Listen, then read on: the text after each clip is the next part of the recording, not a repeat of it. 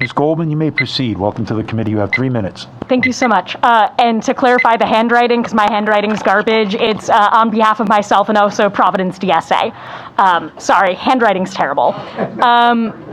Yes, so thank you so much for your time. And I think that the thing that we're all here, and the reason why we're here is because we care about democracy, and we want to make sure that everyone whose vote has the same power as everyone else's vote. And right now, that is not the case for 4 districts, 2 Senate and 2 House, where because of the folks at the ACI are counted in those, their votes mean more.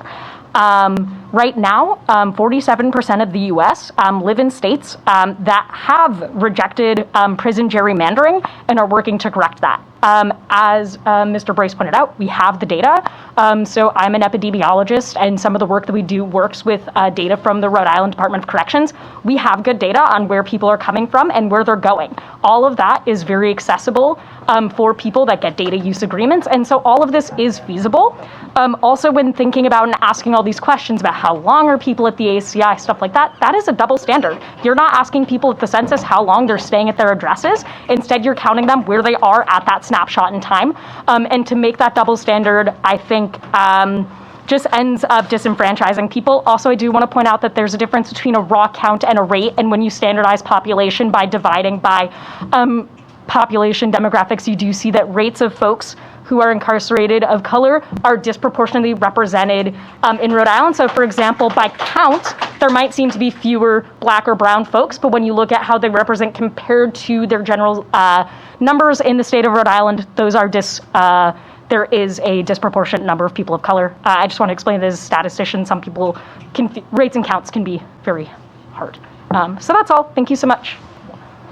Thank you very much. Senator Rogers. Thank you, Chair, for the opportunity. I know it's going back and forth on this, but it goes the other way, too. Last time I knew the census really wasn't about votes. You brought up votes and discussed it in that manner. I look at the census as counting people. It's not about people that can or cannot vote. It's about the people in the district, because we represent children, we represent people that don't vote, we represent everybody. So I look at it as head counts vote at that moment in time. When we start talking about votes, then to me, I see an agenda behind that discussion. So. No, and I appreciate that, and for the ability to clarify, if I may.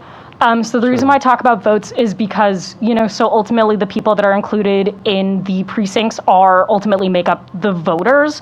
And so then if you end up including people who are incarcerated as people within those precincts, it means that there are fewer people who are ultimately able to vote in that area that are still counted in that block.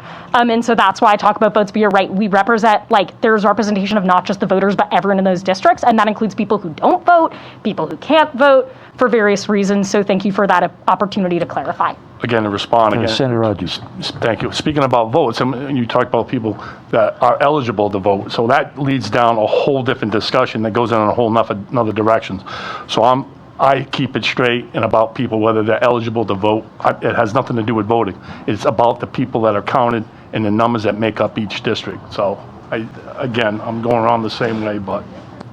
Thank you. No, that's a good dialogue. Thank you. Thank you very much for your, Senator Metz. Yes, thank you, Mr. Co-Chair. And, just to give you something from our perspective, when we look at the numbers, when it has to do with systemic racism, we look at the total, the percentage statewide of African Americans, Latinos, and we look at that percentage of what we are of the state population. Then we look at the percentage of how many people are homeless. Then we look at the percentage of how many people are at the ACI. We look at the percentage of the test scores in the schools.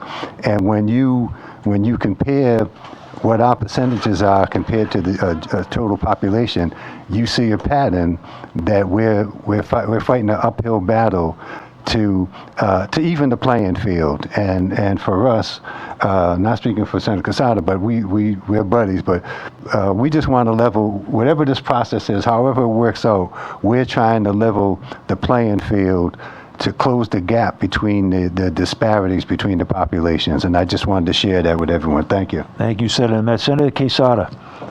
Thank you, Co-Chair. When you mentioned, and I just going back what Senator Rogers just said, I really see it, if I live in Cranston and I represent people who are incarcerated, is for the person who represent them, it's less work. They don't have to knock on those doors. They don't have to send them letters.